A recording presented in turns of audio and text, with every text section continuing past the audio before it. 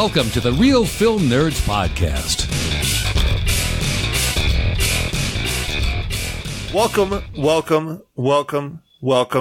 Welcome to another incredible, amazing, awesome, scary round of the Real Film Nerds Podcast. With me, as always, my good buddy from the other side of the country in an undisclosed bunker, probably underneath Washington, D.C. He's waiting for the fallout to dissipate, is Mysterious Shoeless Mike. Hello, everybody. How the hell was that for an intro? Yeah, that was good. I like that. That's nice. That's a pretty good intro. That was all off the top of the head. None of that shit was written down. Hence the big spaces between everything. yeah, Matt. Well, what are we reviewing today? We are reviewing a movie that I had absolutely no interest in seeing. I am a giant pussy in real life. I like to be comforted. I like to feel happy. I like to feel that my life is good, even though it's nothing but hot garbage. We saw a horror movie known as Hereditary, which, God, if it was my family, it parallels my family almost to the T. Other than, you know, the witchcraft and the people bursting into flames. Everything else, though, pretty close. Well, I don't think it's that bad, man. But well, you would know. You're an outsider looking in. You probably are the closest to my family than just about anybody, so you would know. Yeah. So this movie is Hereditary. The story synopsis: after the family matriarch passes away, a grieving family is haunted by a tragic and disturbing occurrences and begin to unravel dark secrets. This is starring Toni Collette, Gabriel Byrne, Alex Wolff, Millie Shapiro. And it was directed by Ari Aster, I think, and written. Yes. Now, interesting tidbit. Do you know that this is Ari Aster's very first full-length feature film? No, I didn't know that. Yep, it is. He's done a bunch of other smaller things, but this is his first full featurette. Wow. And he is killing it at the box office. Yeah, no, I don't know what you thought about this movie, Matt, but we're about to find out. But I love this movie. I know you did. That's why we're reviewing it, because you made me go see it. Well, it was doing well in the box office and had a lot of buzz, so I was like, let's go see this horror movie that came out in the summer, see what's going on. Yeah.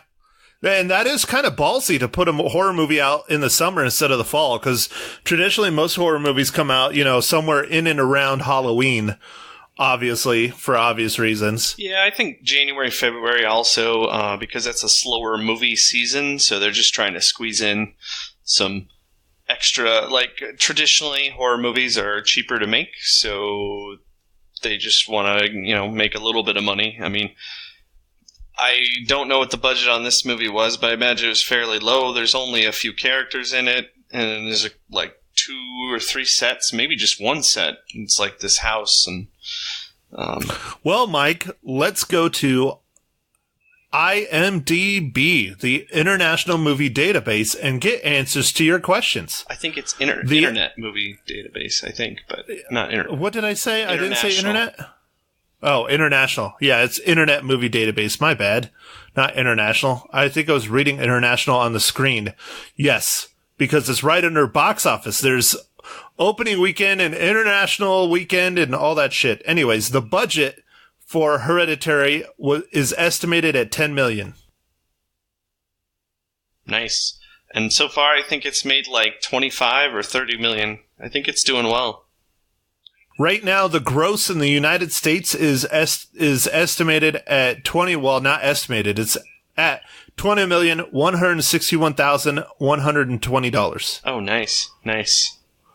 The opening weekend in the United States, which was June 10th, so that is, as of today, a little over a week, made opening weekend, $13,575,172. So they've made a hell of an opening weekend, especially for a horror movie. Yeah, looks like they've already made all their money back, and now everything else is just gravy. That's what it sounds like, yeah. All right, so Mike, since this is your genre, one of your favorite genres of films, I'll let you take the lead on this. So go for it, man. Start talking about hierarchy. Hereditary.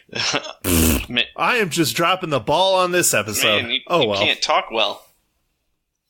Me no talk good. So, yeah, like I said earlier, I really like this movie quite a bit. It's just really creepy. Like, this movie just gets underneath your skin because it just keeps building up with stuff, and you're not quite sure what's going on, and there's this awesome scene in the movie where one of the characters is kind of looking around his room, and there's something in the frame, but I don't think a lot of people saw it. And because it's just artfully done, the lighting is just right, and then some other stuff happens, and anyway, you kind of see some things. But man, I enjoyed this movie.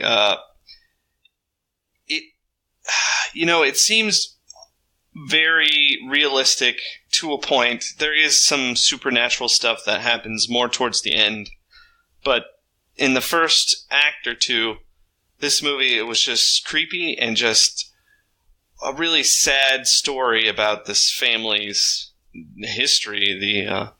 The mother of the movie, played by Toni Collette, Annie, had a crazy upbringing. Like her family, was it like her dad killed himself? Yes, he starved himself to death. Yeah, her dad starved himself to death. Which I can't even imagine the kind of psychological issues that would do to a child, because it's not just, oh, you came home and you found your father with, shot himself in the head or hung himself or OD'd on pills or something. I mean, this is the gradual, slow, agonizing death of a human being before their eyes. I mean, that's brutal, dude. Yeah. And that's just an indication of where this movie's going to go. There is one really weird scene in this movie. Well, I guess there's several weird scenes in this movie. Dude, I was going to say, I use one word and one word only to describe this movie. Bizarre. It was 100% fucking bizarre to me. Anyways, go ahead and describe the scene.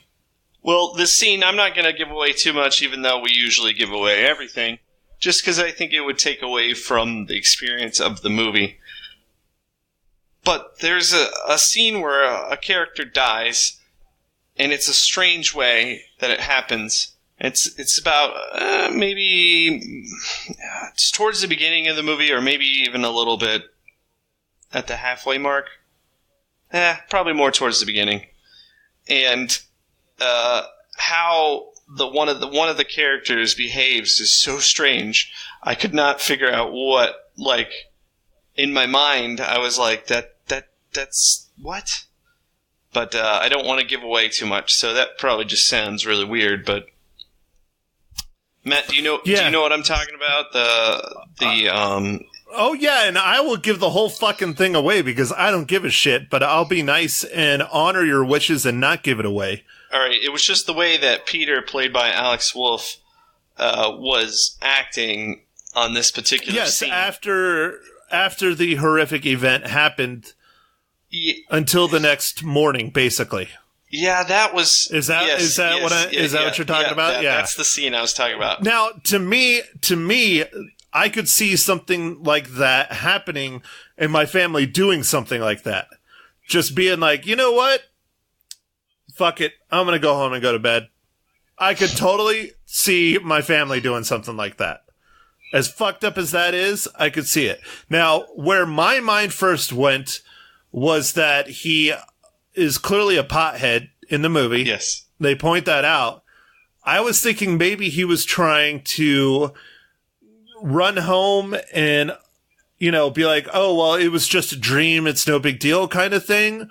Or on the second thought, he was thinking, oh, fuck, I probably shouldn't get authorities involved because I'm high as shit and then I'll go to jail kind of thing. That's where my mind went on those two.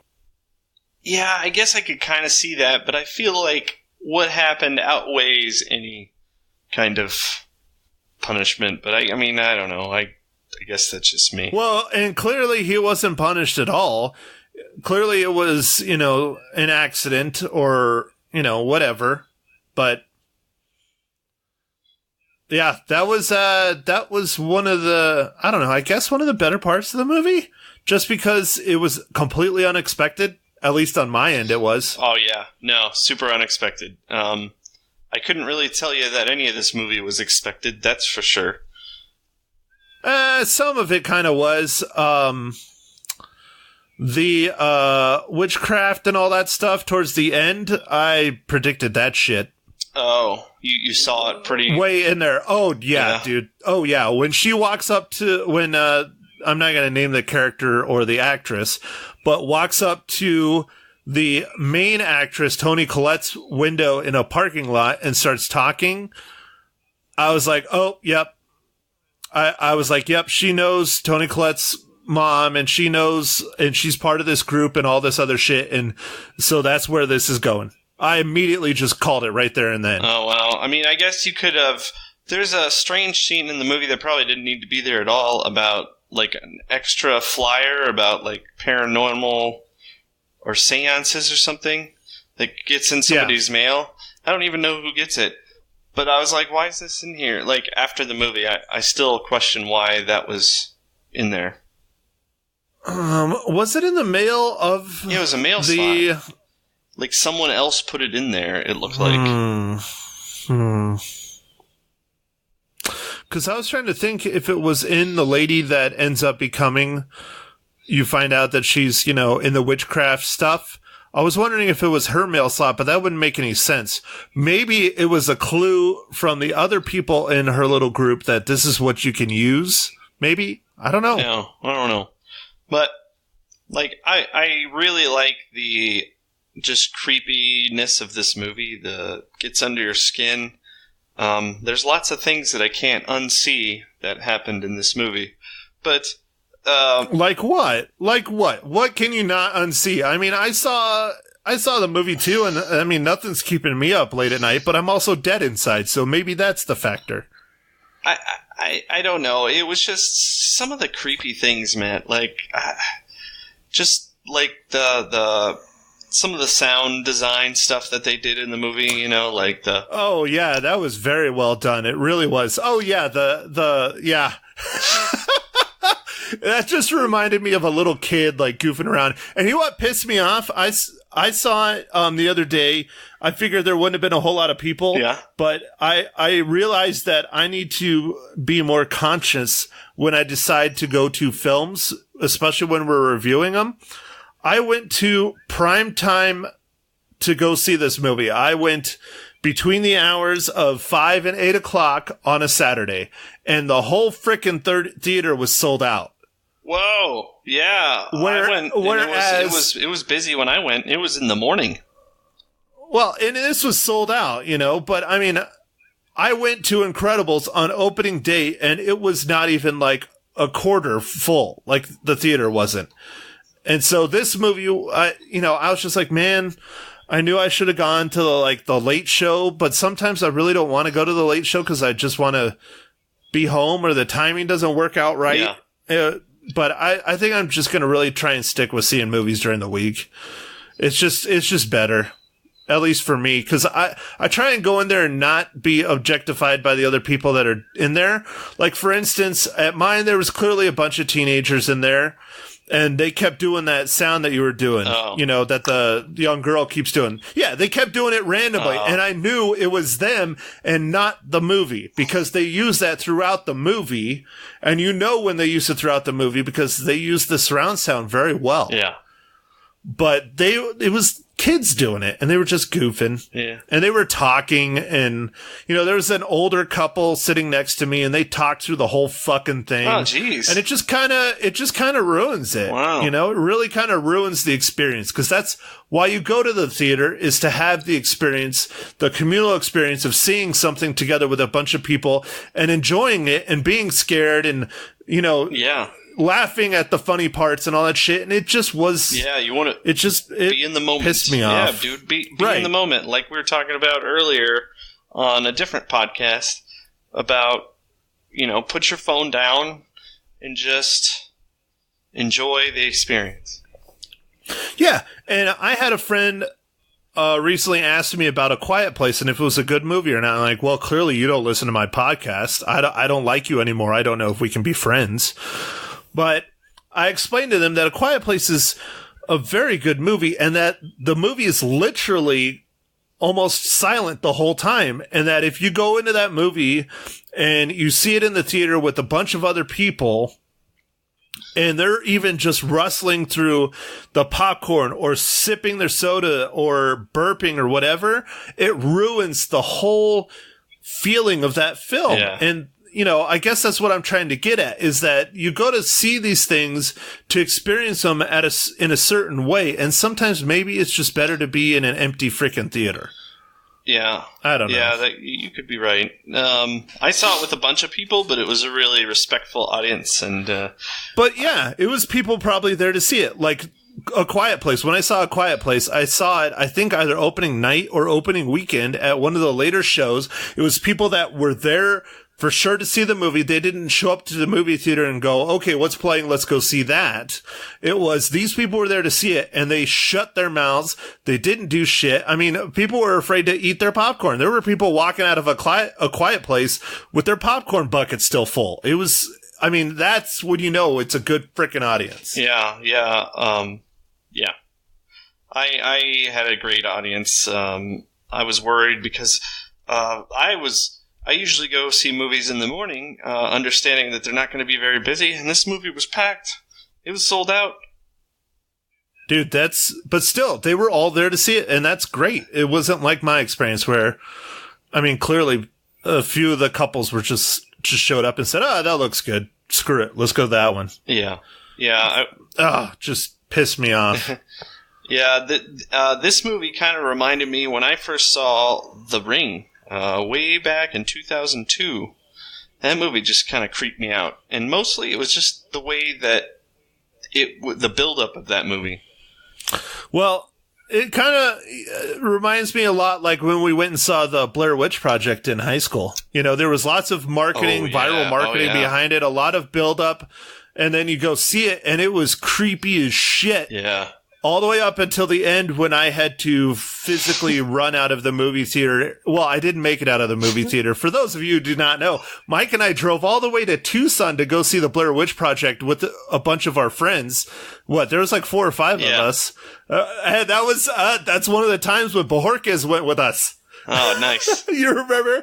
Danny came with us on that one? Nice. And I got reamed the whole fucking time on the way home, the hour-and-a-half drive home, because I have really bad motion sickness, and we sat towards the front of the theater, and the whole scene at the end where they're running with the camera in Blair Witch Project, that was it. That was it. It made me so sick, I did not get out of the theater before I threw up. I threw up in a trash can in the theater, and everybody was hearing it. That shit fucked me up so bad. Yeah. But that movie on top of it, just the scariness of it, of the Blair Witch Project, and it was ingenious. And this movie harkens a lot to that, not so much in that style, but it's groundbreaking like the Blair Witch Project, just the way that it was shot, the way the cinematography was done, and the way the story is. The cinematography was gorgeous. Like you were saying, it goes to wide shots where there's shit in the scene that if you're not visually trained or you're not looking for it, you're not going to see it. I picked up on just about everything because being a photographer, nothing fucking misses my sight, which is a blessing and a curse sometimes. Yeah, no, that was I'm sure you know what scene I was talking about, where it's kind of dark and there's, yeah. Oh yeah, there's multiple scenes like that though, where there's shit that, pops through. Now sometimes, and clearly he did this on purpose, but sometimes the scenes, the questionable thing in the background is moving, and then it really presents itself, and that's when normal people probably see it. But a lot of the times, it's not moving whatsoever. So if you're not paying attention and you're not looking, you don't see at it. the whole, as the scene as a whole, not individual parts, not, yes, you want to be paying attention to the character, but the scene as a whole, you don't see it. It's completely missed on you. And that's where the super creepy factor comes in. Yeah, no, that was, there was one part that was really awesome. And well, dude, it's throughout. I mean, it is throughout from start to finish. From the instant they start talking about Toni Collette's character's mom being dead, like she starts popping up, like in the background. She really does. The dead mother. Oh does. yeah, that's true. In lots of different places, and if you're not paying attention, you don't see it. Yep. So I think this was a really good horror movie. There's often a lot of these crappy horror movies that are made because Hollywood can crank these out because they're cheap. They usually don't have very good actors or newer actors in there. But this one was great. Like, this kind of reminds me of some of the newer, neat horror movies that have come out, like the Conjuring series. Those are pretty good. Matt, I don't know. I've never seen those. Oh, well, maybe you should see them. Maybe we'll have a legacy review of some of those around Halloween or something.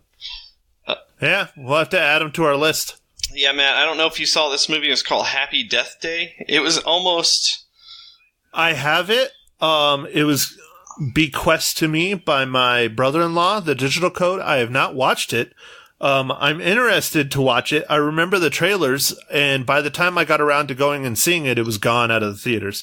But I have it. I just haven't sat down and watched it yet. Yeah, it's kind of a Groundhog Day, but horror, and it's not, like, super scary. It's just kind of a fun movie, and it's pretty neat. I found it entertaining, so I would recommend it.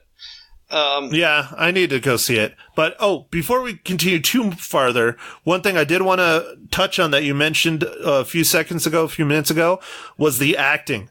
The acting in this movie was incredible. Yeah. Incredible.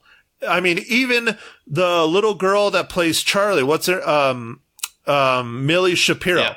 This is her first film ever, and she killed it, in my opinion. She was creepy as hell before shit even started going south. Yeah. She was creepy as hell. Yep. That Toni Collette's character, oh my gosh, just the amount of things that happen, and she was really, really powerful, and just a great acting for a interesting horror movie that, there's been some good ones lately, like the remake of It. I loved it. Oh, that was great. Oh, I took the original co-host of the Real Film Nerds to see It, Seth, and Seth could not handle it. He could not. He does not do well at all with horror movies. And it was so funny when we saw it. I've never heard someone actually audibly scream in a female voice in person in a movie theater before, but Seth did. Nice. And I loved it. I thought it was great. And I tease them at work sometimes, that whole opening scene with, yes. in the clown in the, rain gutter, and how he says, hello, Georgie. Yeah. I will say that. I will walk up behind Seth and say that, and it just creeps him out to this day. It's hilarious. Nice. Another couple movies, I'll just say these real quick. It Comes at Night. That was an interesting movie. I like that one. I don't think I've ever even heard of that one. Yeah. I know you don't but watch again, horror movies you're as much. You're a hardcore horror movie buff. I'm like, I can take them or leave them. There's some that are really, really good and awesome, and there's some that I'm just like, nah, this is fucking stupid. Sorry. Yeah, another kind of creepy one was It Follows. I don't know why all these movies have it in it, but they do. It Follows. Hey, they're trying to get paid. They're trying to get paid, Mike. Yeah. This movie was pretty popular. I'm sure you saw this one, Matt. Get Out.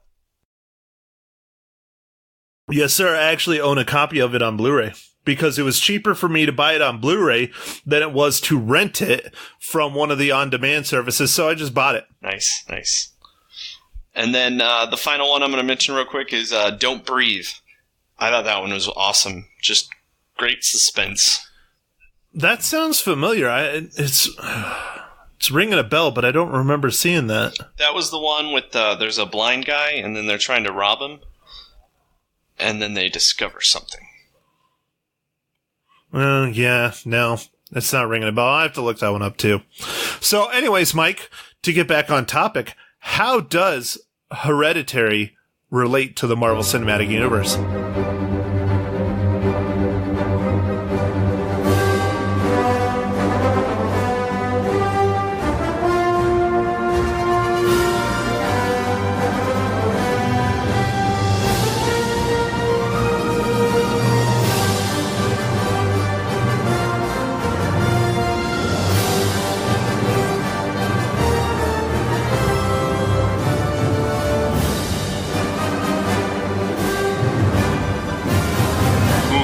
This one was hard. I had to do a lot of deep digging because that's what she said.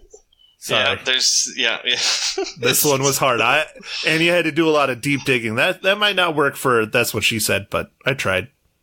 So this guy who does special effects for makeup, Steve Newburn, has a tie back to the MCU. He was in. Oh, I didn't write down what he was in. Oh no! But I had to search everyone, Matt. This was a really hard one to get something on. I was like, whoa. Well, Mike, do you know how many Iron times? Man. Oh, Iron Man. Yeah, he was a makeup guy for Iron Man. So, Mike, do you know when we started the Marvel Cinematic Universe? No. We started in episode 5, Game Night. So guess how many consecutive episodes that makes now where you have related a film to the Marvel Cinematic Universe? 20? 18. But you have to remember, I did one with Santos, so that would make it down to 17. And then I did a solo cast by myself, so that would make it down to 16. So it's now actually 16 consecutive times. Wow. Since I forgot about those other 2 episodes. Yeah. But that's, man, it's neat. That's still pretty damn impressive. I mean, 16 times, and those films have covered the gamut from animation to horror to blockbusters. Yeah. Oh, yep. Except for we haven't done an independent. The one independent we did, I did by myself and did not do the Marvel Cinematic Universe. Well, maybe Won't You Be My Neighbor will come out. I read that it really has a super limited release, Matt, and that's why... Oh, that's such bullshit. I really want to see that. Yeah, it's only in a few screens. That's part of the reason that we can't see it. In my large metropolitan, we only have one screen that has it. Dude, that's really surprising, but when I looked it up in Phoenix... There's literally only one theater in Phoenix that has it, too. Wow. That pisses me off, man, because I know if they would open it up a little bit wider than that, a wider release, that there would be a lot of people going to it. Yeah, I think they are going to. I think they're just trying to build up the hype, and they're doing it, but I think they'll bring it out wider. I hope so. If not, it'll just have to become, what are we calling them? A tributary. Yeah. So, anyways. All right, well, Mike, we got the MCU done. We got everything else done in this movie. Anything else you want to add before we start getting into our review of this film? No, I think I covered everything I wanted to talk about. This was just a solid horror movie, and if you like horror movies, this is a good one. It's very creepy. And I said review instead of rating. Again, I'm just not talking very well in this episode. One of these days I will learn how to talk. Maybe I should take a class on how to talk. Do they have those? I wonder if they have those. I think they do. Yeah, I think they have them. Yeah. No, well, you see, the public speaking classes are lost on me because I don't have a problem public speaking because I've had to talk to strangers my whole life. I've never had an issue with public speaking. I've always been able to do it really well. So I need to find something where maybe I need a speech therapist. There we go. That'll help, right? Yeah. Or maybe I should just start taking notes again. Maybe you should do that. I don't know. All right, so Mike, since this is one of your favorite genres, now is it your 100% most favorite genre, or is it just one of your favorites? I think it's just one of my favorites. I have a large gambit of movies that I like, from action movies to comedies to all kinds of stuff. Dramas. But I just think I like horrors quite a bit because when we were growing up, we used to go rent them all the time for 49 cents from the Hastings. Oh, hell yeah, dude. They were the cheapest movies. You could get a bunch of them. Yeah. But no, so you wouldn't say it's like your favorite genre of movie? Do you have a favorite genre of movie? I don't think I do. Really? That's interesting. Yeah. Well, I do. And I'm sure Sci-Fi? I'm sure you know what it is. Sci-fi. I love sci-fi. I love sci-fi. And when you start blending the sci-fi with other genres, I really love it. Like Event Horizon, where you blend sci-fi with horror. Oh my god, it's so good.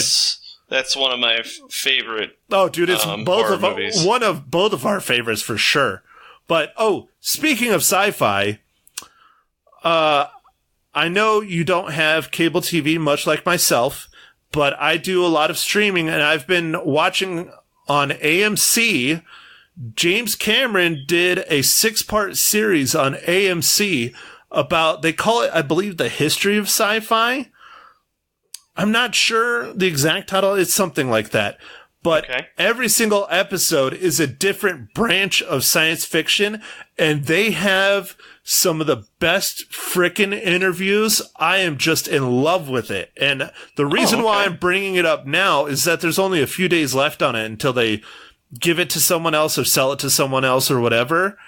And so it's 6 parts, and each part is about an hour long, but they have George Lucas, just everyone. I mean, not Ridley. Is it Ridley Scott, the guy that did Aliens? Yes. Ridley Scott. See, I always want to say like Scott Ridley, but it's Ridley Scott. Yes, it's Ridley Scott. Ridley Scott. And then Guillermo del Toro, Steven Spielberg. Awesome. Joseph Gordon-Levitt, Mila Jovovich. I mean, they have just such a huge range of people, and they talk about the individual sections of sci-fi, and it's just incredible. I highly recommend it. If you have AMC or access to the AMC app or their streaming service or whatever, watch it. If you are a movie lover, if you're a lover of sci-fi, watch it. It is fascinating because right off the bat, the first one is space and all that. So that's the one with George Lucas and everyone, but they go into the dark future. Is another one. I just watched that one. I'm not done with the series myself. I have a couple more to go, but, there's another one, Monsters. And that was the one where they brought in Guillermo del Toro and Steven Spielberg and everyone else. And they just go into monsters and where they came from and the novels that inspired a lot of science fiction people today. It's just, I highly recommend it. I can't talk about it enough. It's really good. And yes, it's called James Cameron's, but that's because James Cameron is doing a lot of the interviewing. Not all of it, but a lot of the interviewing. But it's really neat. I like it. Okay. Sorry. I'll shut up, but I really like it. So anyways, on that, Mike, since this is one of your more favorite genres, not your favorite genre, one of your more favorites, what do you give Hereditary? I give this 4 out of 5 reels. I really enjoyed this movie. Nice. You still haven't gotten that illustrious 5, though, yet, Mike. You know, you just can't hand out 5s all the time. So, I wait until I find that magic movie.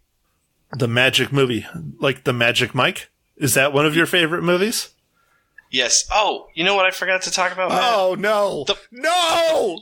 The flaccid penis in this movie. Oh, it's everywhere. That's part of the reason this gets 4 out of 5. I thought that for sure would have made you give it a 5 out of 5 because everybody knows how much you like male genitalia, let alone flaccid male genitalia in movies. Yeah, there was like a grip of it towards the end of this movie. Woo! There's just dicks everywhere. Oh my god. Oh. Man, I can't believe I almost forgot that. All right, now, Matt. Great. I get to give my rating after the dick joke. Wonderful. Yeah. Story of my life. I'm so low on the totem pole that I come after the dick jokes. That's great. Yeah, you didn't think you could get much lower than that, did you? No, you can't. I mean, physically and theoretically, you just can't. I mean, Jesus. All right. Well, like I was alluding to, I'm not a super huge fan of the horror films. They're okay. I find them dumb, confusing, bizarre, strange. But it was a solid one, especially the acting. Just based on the acting and the fascinating story, even though it gets kind of fucking weird, I give it a 3 out of 5 reels. What, are you just being silent now? No. I wasn't sure if you were done talking. I guess you're done. Yeah. So, yeah. Well, I don't know what else you want me to add to it. I mean, it was just, it was a fucking weird-ass horror movie. It was weird. It was really weird. I see what you mean about how it could be based in life. Maybe, it hits too hard, too close to home. Maybe that's what it is. It's too much like My Family and the horribleness that goes on in it. Oh, all right. Well, I guess on that bombshell, we will... we'll end it on that bombshell instead of the dick jokes. It's about how horrible My Family is, right? Love you, Mom. Nice. Hey, I hate to get in there. She's one of the, 3 people that listen to this podcast. No, dude, I think we're up to, 14. I think we're at a solid 14. Solid 14. All right. I'm pretty sure at least 10 of those 14 are just random people that are bored and don't have anything else to listen to. Well, that's fine. We'll take what we can get. Hell yeah, we will. Welcome to Real Film Nerds, everyone. We'll take it where we can get it. Wait, hold on. That's what she said. All right. Well, now on that bombshell, I think I just want to thank everyone for listening and talk to you next time. You don't want to tell them what we're going to review next? Give them a little teaser for their... you can do that. For their flaccid penises? I don't think there's going to be any more flaccid penis for a while. It's hard to find. It's hard to find. I mean, do you even hear yourself talking anymore, Mike? It's hard to find a flaccid penis. It's easy to find the hard ones, but it's hard to find the flaccid ones. Oh, Jesus.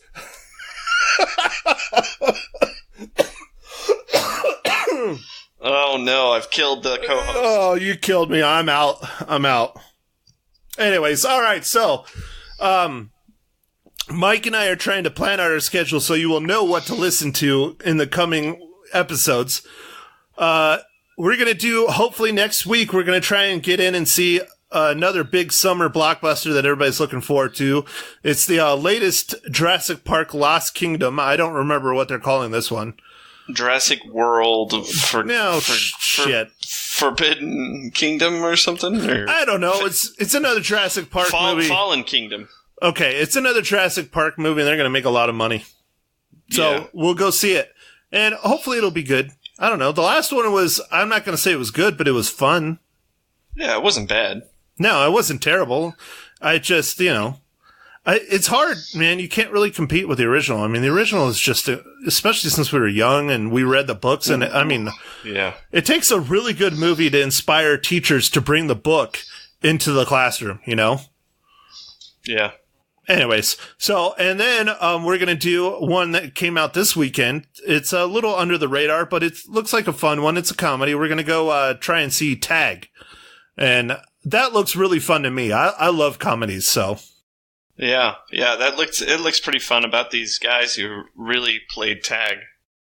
Yeah, for like years. Like they're full-on adults and they're still chasing after each other playing tag in some of the most harebrained situations, like funerals and weddings and births. I mean, that just looks freaking hilarious to me. All so, right. On that note, Mike, take us out of here. All right. Hey, thanks everybody for listening. Thank you for listening to The Real Film Nerds. Now don't forget to follow us on Facebook, Twitter, and Instagram at Real Film Nerds. Now go out and catch a movie.